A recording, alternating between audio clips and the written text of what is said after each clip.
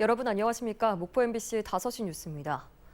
전남 22개 시군 가운데 유일하게 경찰서가 없던 신안군에 경찰서가 문을 열고 본격 업무에 들어갔습니다.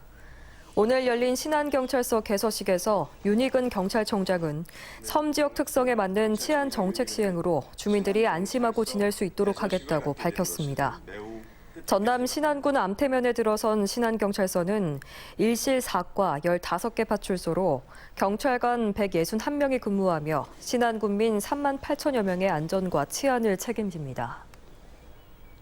김대중 전남도 교육감은 오늘 취임 1주년 기자회견을 통해 대학 수학 능력 시험에서 이른바 킬러 문항이 사라진다면 전남 입시에 도움이 된다며 수능 폐지도 찬성한다고 밝혔습니다.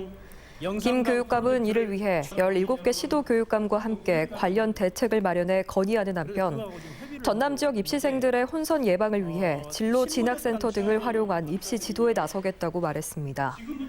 또 학습을 학생의 진로와 일치시켜 전남의 작은 학교가 미래 교육의 모델이 되도록 하겠다고 강조했습니다. 김영록 전남도지사는 호우 대비 재난대책 보고회를 열고 집중호우로 인한 도민 피해를 최소화하기 위한 방안을 논의했습니다. 김 지사는 집안 약화에 따른 피해가 우려된다며 산사태 위험 지역과 마을 주변 산지 태양광 등을 중심으로 인명 피해가 없도록 철저하게 점검하고 현장에서 적용 가능한 실효성 있는 대책을 마련해 추진하라고 지시했습니다.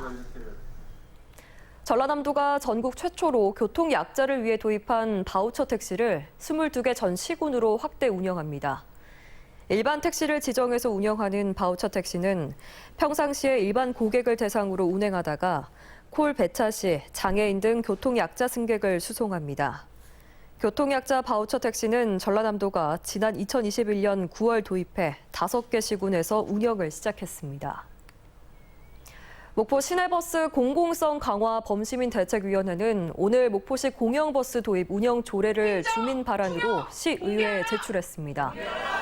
이번 주민조례 발안에는 목포시 18세 이상 5,400여 명의 서명을 받아 제출됐으며 앞으로 50일 동안 명부 확인과 열람, 이의 신청을 받아 발의 여부가 결정됩니다. 그렇게 하지 않고 140억을 어제 오전 11시 20분쯤 영암군 3호읍 대불산단 내 한 선박 공장에서 40대 노동자가 작업대 2m 아래로 추락해 부상을 입었습니다. 이 남성은 용접 작업을 하다가 사고가 난 것으로 알려진 가운데 경찰은 현장 안전 책임자 등을 상대로 정확한 사고 경위를 조사하고 있습니다. 해마다 가뭄 피해를 겪는 해남군 화엄면 3개 마을 농경지의 물 부족을 해소하기 위해서 추진된 가마제 보강 공사가 완료돼 추가 담수량 29만 1,000톤을 확보할 수 있게 됐습니다.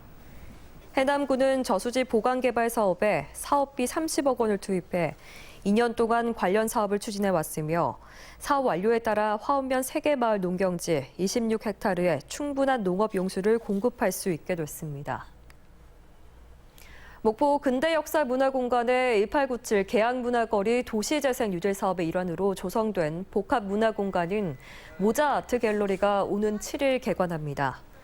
1927년 개업한 유일한 조선인 가게인 갑자옥 모자점을 활용해 개관하는 모자아트 갤러리에서는 200여 점의 모자를 활용한 전시 공간과 미디어 아트 공간 등 다양한 전시와 이색 콘텐츠를 체험할 수 있습니다.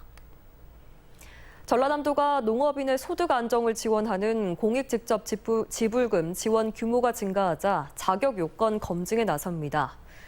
전라남도는 올해 공익직접 지불금 신청이 지난해보다 23% 더 증가함에 따라 실제 농지 이용 실태를 점검하는 등 자격 검증을 진행해 지급 대상 요건을 충족하지 못하는 농업인은 지급 대상에서 제외하기로 했습니다. 뉴스를 마칩니다. 시청해주신 여러분 고맙습니다.